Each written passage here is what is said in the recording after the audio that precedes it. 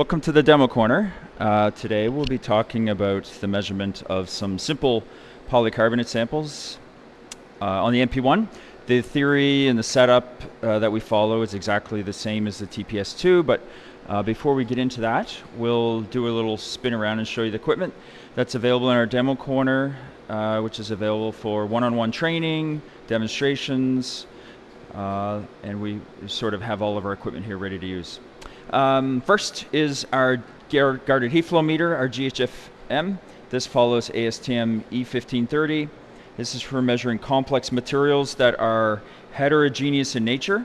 Heterogeneous in the sense that what makes them heterogeneous is the introduced particles or complexities are not homogeneous in the sense of the property you're measuring. So non-repeating layers, fillers that are large or different in conductivity to the matrix, all of those variables define heterogeneity in terms of thermal conductivity. So this is a guarded heat flow meter. It's a steady state device that has a cold side and a hot side and drives one-dimensional heat flow and measures thermal resistance. And there's a guard that sits at the mean temperature between the two sides, which guards against lateral heat loss. So it is a high confidence thermal resistance one direction value where thermal conductivity is automatically calculated because it records the thickness. This can go from -20 to 310 Celsius plate temperatures, which is a mean temperature less than that based off of the delta T you have across your sample. So again, it's for complex materials. Another steady state device is our heat flow meter. This follows ASTM C518 and the international standards that are equivalent. This is our HFM 100, which has an inside dimension of 300 by 300 millimeters and up to 100 millimeter sticks. Of course, the thickness can vary based off of the plate coming down and compressing your sample. Rather, a rigid sample, it wouldn't compress. You can set that thickness. It would just clamp to a defined thickness of your sample. There's another HFM 50, which is 8 by 8 and up to 2 inches thick, or 50 millimeters. That's thus the name. HFM 100 stands for up to 100 millimeters thick, and HFM 50 stands for up to 50 millimeters thick. And we have a new generation of HFM 100, which is high temperature. This model goes from a plate temperature of -20 to 75 Celsius, and the high temperature version goes from -30 to 110 Celsius. So those are the three basic models of HFM 100 and 50 and high temperature. Over here we have our TPS2. This is for measuring the thermal conductivity, thermal diffusivity, and volumetric specific heat of solids, pastes, and powders, following ISO 22007-2. There's two conductivity ranges, 0.01 to 100, and it can be configured for 0.01 to 500 watts per Kelvin. There's a basic room temperature setup and additional temperature devices you can add to it. But this is our mid-range thermal conductivity instrument following transient plane source theory. This is our transient hot wire, so it has a very special sort of addition to it compared to the other instruments we have, which is integrated temperature. This is for measuring liquids and phase change materials according to ASTM 7896. Thermal conductivity, thermal diffusivity, and volumetric specific heat. This temperature range as it sits is 10 degrees to 200, but it can be configured for an overall temperature range of cryogenic up to 300 Celsius. It is a hot wire in nature, so its special design or primary design is to measure these thermophysical properties without the influence of convection. The additional part is the cell can be back pressured with two different pressure ranges, 20 bar and 35 bar, and that lets you test past boiling points. So this is a proprietary integrated temperature platform which combines cooling and heating all into one device. The baby brother to the heat flow meter is our HFM 25. This was designed for measuring small format insulation from 2 millimeters up to 25 millimeters thick, and its smallest size is 2 by 2 inch, and you can measure up to 12 by 12 inch or 300 millimeter by 300 millimeter. Why we designed that for small format insulation was due to their interest in measuring small R&D samples, But why we offer this method is this is the proper method for measuring thermal resistance and conductivity for heterogeneous materials, which insulation materials tend to be. And then down to the end we have our TPS2, which is the baby brother to the MP-1, which we're talking about today. That has primary sensors for transient plane source, transient hot wire, and transient line source, amongst some other variations of temperature and capability, all within a small economic design. That was important to us because we wanted people to be able to use the primary sensors for their purpose. So coming back to the MP-1, again, much of what we're going to talk about today, polycarbonates is maybe not high performance materials in terms of thermal management materials, but all that we're going to talk about in terms of how the sample set up and the measurement approaches you can take are common to both the MP-1 and the TPS2. So although we're just going to use the MP-1. So if we come in a little bit, I have a permanent setup here. We've actually set up an experiment just before the demonstration of asymmetric or single-sided polycarbonate sample. So this would be the twin to that, the polycarbonate sample. This is 38 millimeters diameter by 12 millimeters thick, and that is the asymmetric setup. I'm actually going to show you that exact setup. This is plugged into port 1. Our MP-1 has 4 ports. You can configure this for room temperature if you don't need the additional temperature capability. And these are our temperature platforms. Again, the MP-1 being our measurement platform, our marquee transient method, where you can combine multiple methods. So this can combine the transient plane source, transient hot wire, transient line source, and transient hot strip. And here you have 2 examples of temperature platforms that are proprietary and specially designed to match with the MP-1 for running multiple methods. And this has four channels, the controller. You can certainly acquire this without the temperature for future-proofing your needs. These can both be configured for overall temperatures of cryogenic up to 300 Celsius. So basically the TPS2 and the THWL1 that were standalone instruments, we brought them together to make a super instrument. And that's what we have here. So multiple channels, we can take advantage of it today because I can leave this sample set up as it is, running measurements, and demonstrate to you on another setup that's connected in the back to one of the 3 channels and show you sort of a couple things that make the MP-1 pretty special.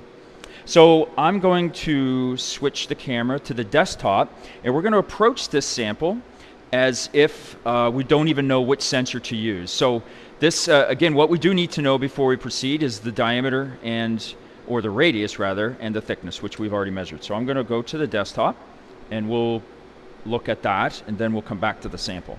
So this is, again, so for running the MP-1 and the TPS2, we've separated the software into 2 main applications. One is for data acquisitions, and the other is for thermal transient analysis, looking at the raw data and fully being able to analyze the data into separate applications. We find this an elegant way of taking advantage of the multi-port. There's a lot more room to add capabilities and intelligence, as well as it just makes for a cleaner experience. So again, much of the design is the same for both models. So here we're in our sample our sample tab. The other tabs, which I've sort of just skipped over, are general. This is where we select the method and where to save the data. It auto detects the controller as well as what's connected to it. Here we have multiple devices connected, room temperature sensors, transient plane source, temperature platform, and transient hot wire temperature platform. I'm just going to do another room temperature experiment. You can see over here there's one of the ports is running. So if I click that and go to review data, one of the ports is running, port number 1, so that's the one that's plugged into the front. And you can see these are some of the details around the experiment, duration and power, and some of the details on the experiment itself. But going back to the sample setup, so let's call this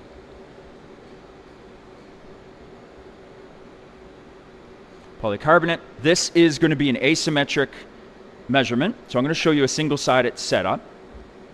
The backing is XPS. That is known because we've previously measured that. So we know that data. That's permanently stored in the software, so you don't have to keep remeasuring that. The sample height is 12 millimeters. The radius is roughly 19. It doesn't have to be super precise. We're going to use port 4. Again, that's the one plugged into the back, but this is the summary of all the ports. if you in fact are going to run different measurements on different methods or sensors. So port 4, we're going to ask the software what sensor do we use based off of these dimensions, and it suggests 33171, which is a radius of 6.4 millimeters. That is taking the required parameters of penetration based off the sample dimensions and recommending the sensor.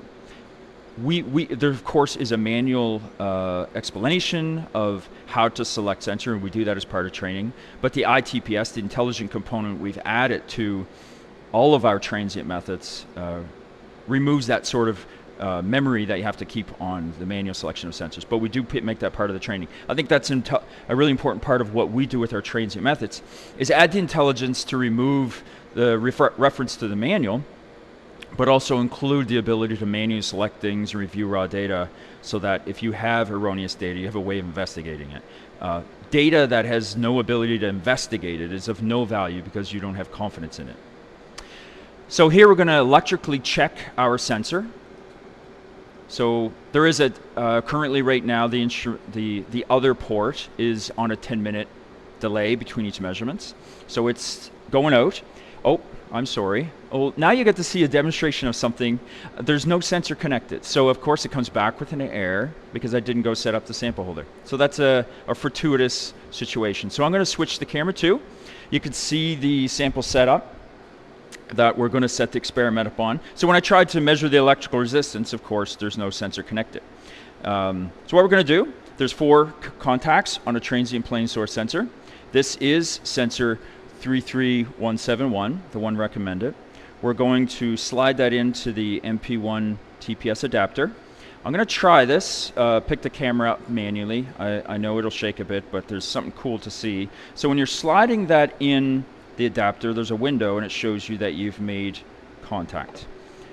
Just want to sort of show the convenience of that. So once your adapter is inserted into your sensor's inserted in the adapter, you just turn this, and that lowers the plate to affix the 4 contacts electrically. The sensor can be moved up and down to accommodate different sample heights. In this case, we're going to run asymmetric, so this is the included insulation that comes with the instrument that acts as a known backing material. The ability to run asymmetric or single-sided with the TPS has been known for about 20 years, so it is not a new capability. It's well known. We certainly use it quite a bit when you don't have 2 samples, or you're measuring samples that are larger, harder to work with, and in terms of the symmetric or 2-sided setup. So there's our sensor in contact with the backing material. We're going to introduce our polycarbonate. I'm using a small plate above it so that I'm not scarring my sample when I lower the top. So you just center that the best you can, and we're going to bring down the top bar, which makes contact. You can center that if you like, and then just apply finger tight. That's the entire setup for asymmetric single-sided setup. So now I'm going to go back and run check electrical resistance again, now that we actually have a sensor connected. So I'll click that again. So again, this is going out and using, based off the port that it's being run on, it's running a quick electrical check to make sure that the sensor is connected and that it's good. And it does an electrical, it does a resistance comparison, if you mouse over it, you can see it, of what that sensor should be. So if you were to select the wrong sensor by mistake, or there was some confusion, it would warn you to say your resistance is not ideal. Temperature is taken from the adapter itself, so it's directly taken, measured right now. On the bench, it would be the room temperature, so you don't have to input that manually. That's automatic. Here we can run the iTPS, so this is a continual measurement of what we have designed with that, I standing for intelligence in transient plane source. So we put all of that under the umbrella of iTransient, meaning intelligent transient methods. And we have that for the THW, so iTHW in terms of it auto investigates with one measurement the selection of sensor, which is above you saw, and the selection of power and test time. That's all automated based off the ideal theory. So we're not calibrating to one time. This is completely based off the physical properties of the sample you're actually measuring. So it's going to recommend time and power based off of an automated measurement. And that is it's a continuous measurement. So I can click this. Oh, I think that is based off the experiment that's being run right here. So I can still demonstrate the next steps. I think there's a measurement being queued up, so that iTransient step wouldn't take place. So let's continue on. And I think what I can do is I've already got, if I click this and look at the review of data, I already have 2 measurements being done. So I can go into the transient analysis and show you the data from that other asymmetric setup. So if I click into the other application, which is the transient analysis, and look at the data. So this excuse me, the iTPS has recommended 160 seconds and a power of just about 8.5 milliwatts. And that's your temperature, and the sensor recommended based off the iTPS automation of parameters. What's really interesting, if you look above here, this is the symmetric version of the same experiment. You can see that it recommends the same time, but the power is double based off of a 2-sided or symmetric setup. The reason why is because when you're running an asymmetric test, much of the heat is diffusing into the sample as opposed to the backing. So it only needs about half the amount of power compared to a 2-sided experiment to get the same temperature rise. Again, we're looking for, ideally from the iTPS, it's going to recommend a time and power to give us a nice clean signal and to give us a certain amount of penetration based off of the dimensions of the sample that we inputted. And that gives us random residuals. So this is the fitting. So we're looking at the analysis of one measurement of a series. So that would be the fitting quality. And from one measurement, you get thermal conductivity, thermal diffusivity, a calculated thermal effusivity, and a calculated volumetric specific heat.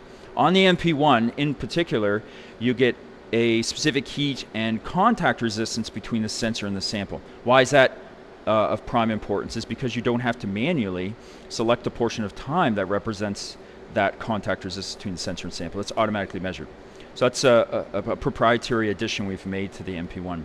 And here we can look at the summary of that data and see, and if we had continuous measurements, we would see them kind of populate row by row by row. That is the basic setup of a asymmetric measurement for polycarbonate. And again, if you were to look at the 160 seconds and the power, again, the power relates to a good temperature rise so that we're not getting any noise in our signal. And the time in this case, if you look at the penetration depth, we are penetrating 10 millimeters from the edge of the sensor towards the edge of the sample.